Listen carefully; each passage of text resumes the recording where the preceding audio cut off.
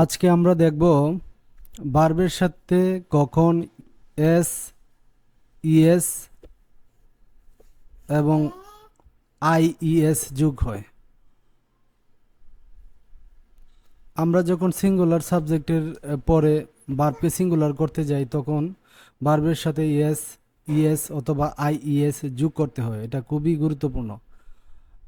ভার্বের শেষে যখন ও, ডাবল ও, এক্স, এইচ থাকে তখন তাদের শেষে ইএস যোগ করতে হয়। যেমন গো এর সাথে ইএস যোগ হয়ে গোজ হয়, ক্যাচের সাথে ইএস যোগ হয়ে ক্যাচেস হয়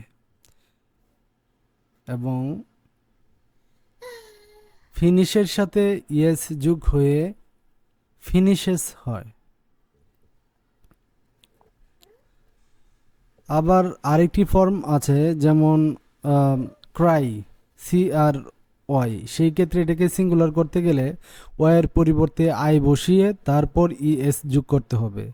সেই ক্ষেত্রে উচ্চারণটা হবে ক্রাইস।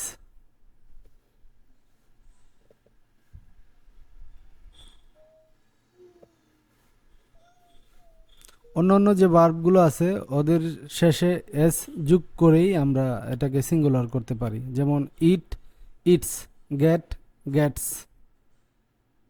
Read, reads.